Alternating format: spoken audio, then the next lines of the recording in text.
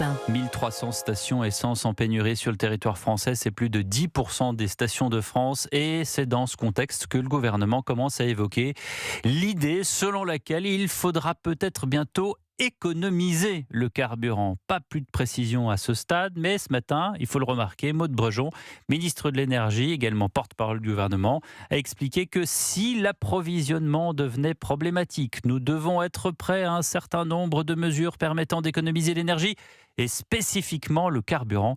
Voilà qui rappelle un peu la chasse au gaspillage des années 70-80 après les deux premiers chocs pétroliers. Bonsoir Jean-Luc Bougeon.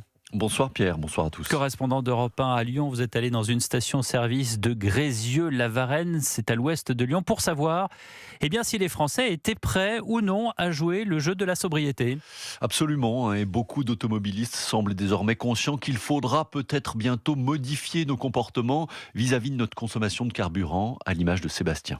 Si on peut, on covoiture au niveau du travail. Ça, c'est faisable. Et puis, s'il faut, avec ma femme, on a deux voitures, on n'en utilise plus qu'une. On s'organise. Il y a des transports aussi en commun. Donc, il y a des solutions. Mais vous ne les avez pas encore mises en place? Pas encore mises en place. Voilà, j'attends vraiment un seuil où vraiment ça va être critique. Karine, elle, a déjà changé sa façon de faire. J'essaye de me déplacer moins qu'avant, d'optimiser mes déplacements. Si j'ai plusieurs choses à faire au même endroit, je vais essayer de faire ça au même moment. Si j'ai des courses à faire, je vais tout faire en même temps pour me déplacer qu'une fois.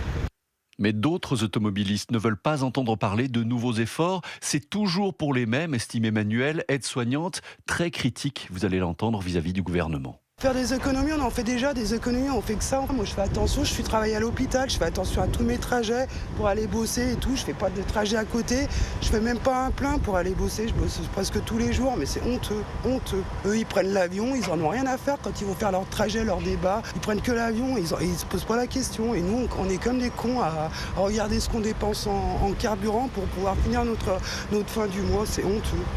Même avis pour Ahmed, artisan dans le bâtiment. Économie. Moi, je suis à mon compte et je ne peux pas me permettre de faire des économies sur le carburant. Parce qu'il faut que j'aille voir mes clients. Il n'y a pas d'économie qui tienne. Enfin, c'est à eux de faire l'effort, c'est pas à nous.